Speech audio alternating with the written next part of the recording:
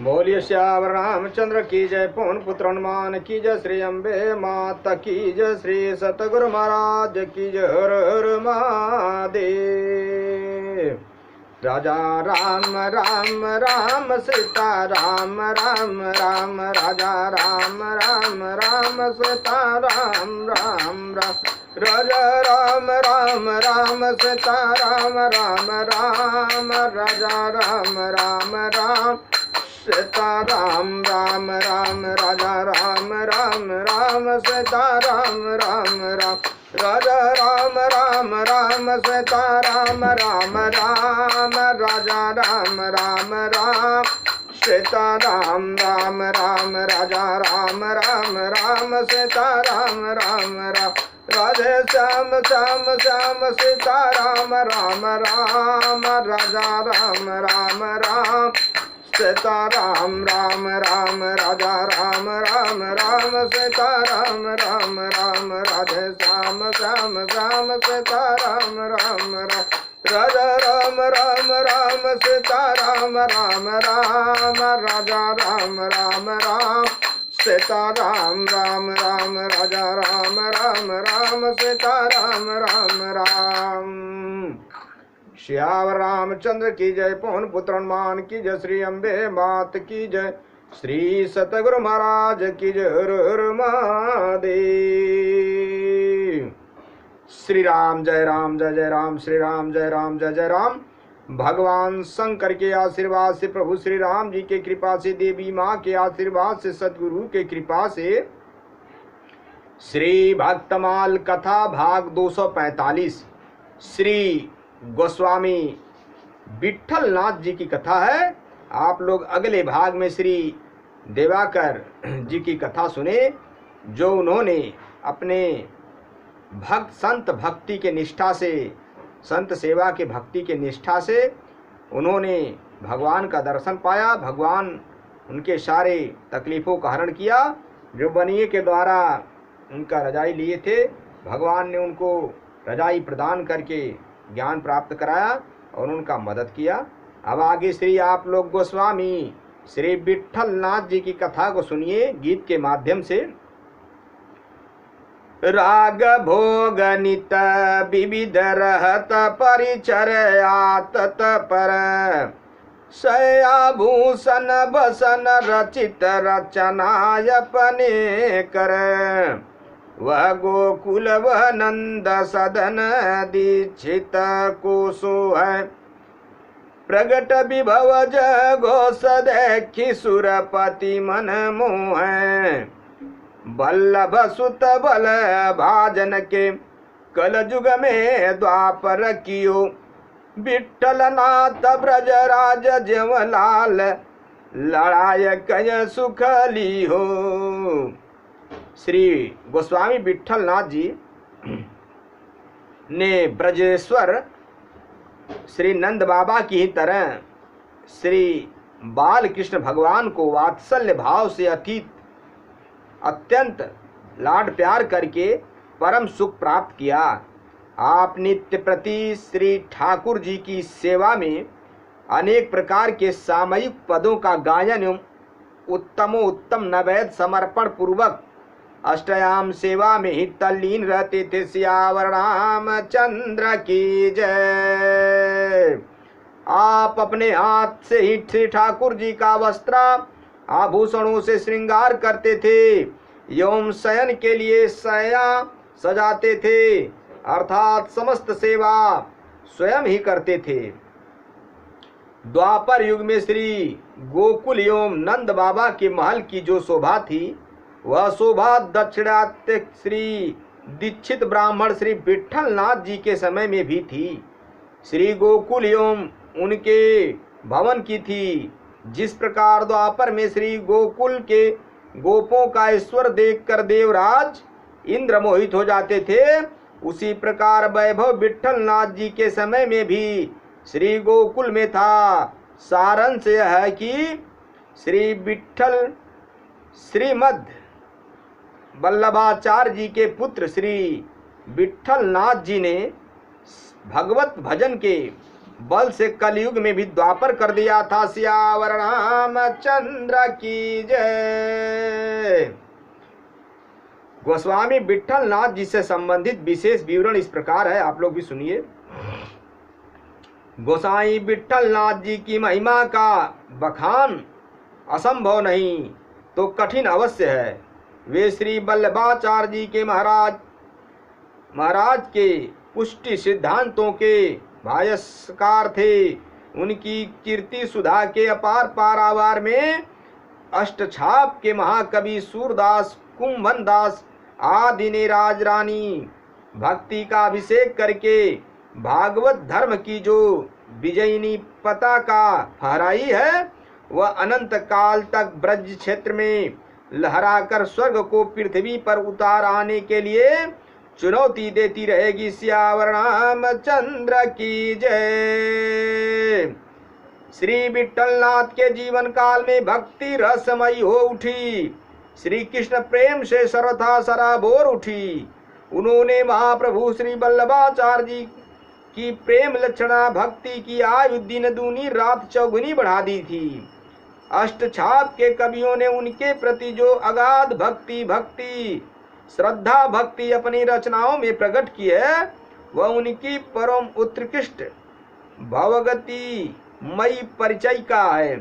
श्री विट्ठलनाथ महाप्रभु वल्लभ के शुद्ध दैत्य दर्शन के भक्ति के प्रतीक थे। सियावर रामचंद्र की जय। श्री गोसाई विट्ठलनाथ महाप्रभु वल्लभ के द्वितीय पुत्र थे। उनके प्रकट होने पर केवल ताइलंग कुल ही नहीं पवित्र हुआ, अपितु समस्त भारत देश पवित्र हुआ, पवित्र और कृतार्थ हो गया। उनका जन्म संवत 1572 विसंवत में काशी के निकट चरणाट चुनार में हुआ। उनके पिता श्री वल्लभ नवजात शिशु को अपने पूर्व निवास स्थान अड़ैल ले आए और वहां उन्होंने उनके आवश्यक संस्कार कराए। भाग्यशाली विट्ठल के प्रकाटय पर महाकवि सूर ने मंगल गीत गाया था। गोकुल में नंद महोत्सव मनाया गया था। कलयुग के जीवों के उद्धार और संतों के प्रतिपालन के लिए ही उनका जन्म हुआ था। संवत 1580 विसंवत में अड़ैल में उनका यज्ञोपवीत हुआ। अपने पिता की तरह वे भी गृहस्थ थे। उन्होंने 2 विवाह किए थे। पहली पत्नी का नाम रुक्मिणी और दूसरी का पद्मावती था। उनका जीवन अधिकांश गोवर्धन और गोकुल में व्यतीत हुआ।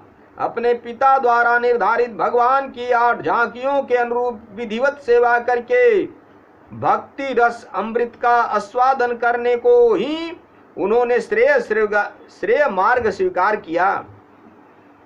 संवत 1587 विसंवत में श्री वल्लभ के गोलोक प्रायण के बाद उनके ज्येष्ठ पुत्र श्री गोपीनाथ जी उत्तराधिकारी हुए।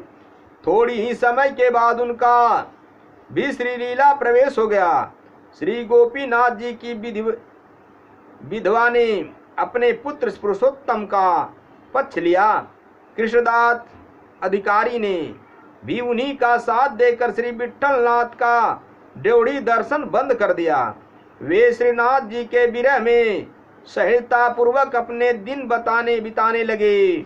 वे परासोली चले गए और वहीं से श्रीनाथ जी के मंदिर के झरोखे की ओर देखा करते थे।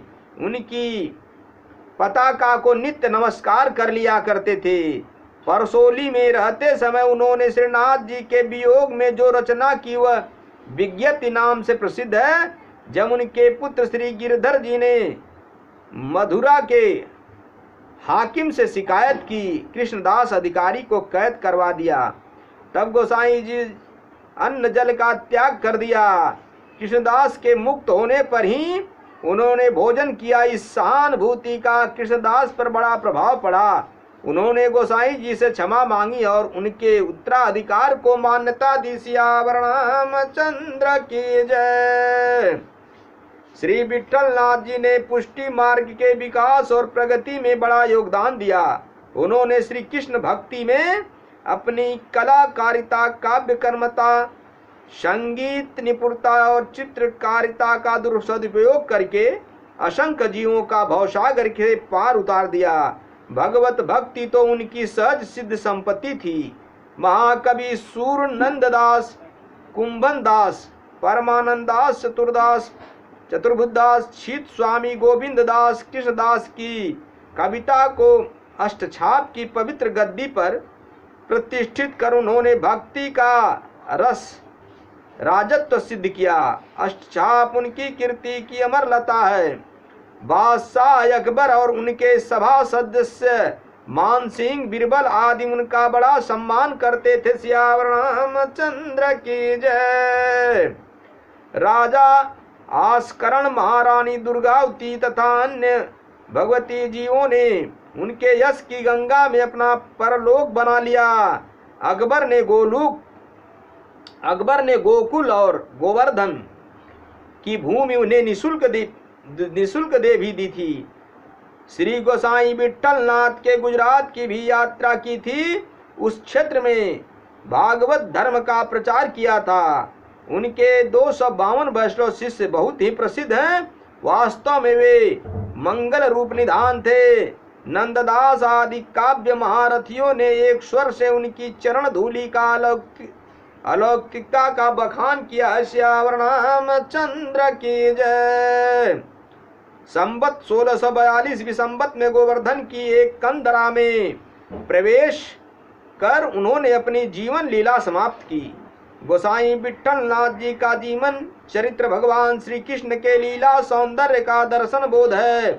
उनका भगवान श्री कृष्ण के प्रति वात्सल्य पूर्ण पुत्र भाव और श्री जी के प्रति पुत्र भाव था। भगवान और श्री जी उनके भाव की रक्षा करते हुए वैसी ही लीला करते थे। सियावर रामचंद्र की जय।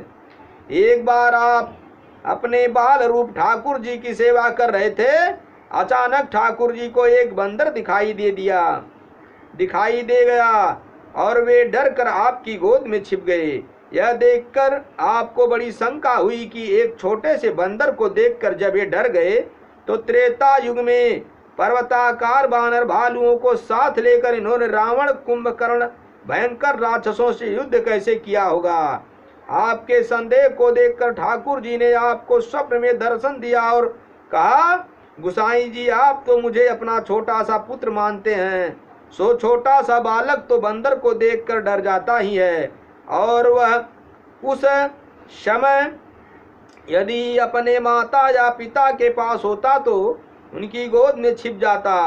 बालक की इस क्रिया से उन्हें आनंद भी आता, अतः उसी आनंद की अनुभूति कराने के लिए मैं आपकी गोद में छिप गया था। रही त्रेता युग की बात तो उस समय ऋषि मुनियों ने मुझे साक्षात ईश्वर समझा था। मेरा वह रूप असुर संहारक था, अतः मैंने उस समय वैसी लीला की थी। श्री ठाकुर जी की इस कृपा पर आप गदगद हो गए। सियावर रामचंद्र की जय। श्री जी की भी आप पर इस प्रकार की कृपा थी। इस बार आपके घर एक चूड़ी पहनाने वाली आई। आपके 7 पुत्र और 7 पुत्र वधुएं थी, अतः आपने कहा कि सभी वधुओं को चूड़ी पहना दो और पैसे मुझसे ले लेना। आपका ठाकुर जी में पुत्र भाव था, अतः श्री जी भी अपने आप को आपकी पुत्र वधु ही मानती थी। सियावर रामचंद्र की जय। इसलिए जब 7 पुत्र वधुओं ने चूड़ी पहन ली तो श्री राधिका जी ने चूड़ी पहनने के लिए चूड़ारिन के सामने अपने कर कमल बढ़ा दिए। सौंदर्य के सारे उपमान मिलाकर भी जिन हाथों की उपमा नहीं दे सके, उन्हें अपने सम्मुख देख चूड़ारिन तो सहसा भाव विभोर हो उठी। कुछ देर बाद जब होश आया तो जैसे तैसे चूड़ी पहना पाई। इसके बाद जब चूड़ारिन आपसे पैसे मांगने आई तो विचित्र स्थिति हो गई। चूड़ारिन कहती कि मैंने 8 पुत्र वधुओं को चूड़ी पहनाई है और आप कहते हैं मेरे तो 7 ही पुत्र हैं। 8 पुत्र वधुएं कहाँ से आई। अंततः थोड़े से पैसों के लिए क्या विवाद करना सोचकर आपने 8 के पैसे दे दिए। रात में श्री श्री जी स्वप्न में कहा कि आप मुझे अपनी पुत्र वधू नहीं मानते हैं, मैं भी तो चूड़ी पहनी थी, फिर आप 8 का पैसा क्यों नहीं दे रहे थे? आपने ही तो कहा कि सब पुत्र वधुओं को चूड़ी पहना दो, इसलिए मैंने भी चूड़ी पहन ली। श्री श्री जी के वचनों को सुनकर आप आनंद विभोर हो गए। इसी प्रकार आपके विधिवत चरित्र हैं जिनमें श्री ठाकुर जी तथा श्री श्री जी आपके वात्सल्य भाव को स्वीकार किया। सियावर रामचंद्र की जय। पवन पुत्र हनुमान की जय। श्री अम्बे माता की जय। श्री सतगुरु महाराज की जय। मेरे भाइयों, मेरे मित्रों, मेरे बंधुओं, ईश्वर ही सत्य है, जगत मिथ्या है। इससे एक ज्ञान यहाँ पे मिलता है कि परमात्मा को जिस भाव से आप देखोगे उसी भाव से आपके पास प्रकट होंगे। यहाँ पे देखिए श्री विठल श्रीधर जी जो है भगवान को पुत्र भाव से देखा, इसलिए भगवान पुत्र भाव से आए और राधा रानी पुत्र वधू के स्वरूप में आई। इसलिए परमात्मा को जिस भाव से देखेंगे भगवान उसी भाव से आपके यहाँ प्रकट होंगे। इसलिए भगवान से नाता जोड़ने के लिए कहीं भी कैसे भी चलते फिरते उठते बैठते सोते जागते हर बल हर घड़ी पुत्र स्वरूप, पिता स्वरूप, माता स्वरूप, भाई बंधु सखा मित्र गुरु शिष्य, इस भाव से देखेंगे भगवान उस भाव से आपको मिलेंगे। सिर्फ भाव होना चाहिए और भगवान का भजन करना चाहिए। संत सेवा, गुरु सेवा, ब्राह्मण सेवा करते हुए अपने जीवन का कल्याण करें। कथा विसर्जन हो तो सुनऊं, पवन कुमार राम लखन सीता सहित मोह पर करऊं कल्याण। आगे की कथा अगले भाग में रहेगी। श्याम रामचंद्र की जय।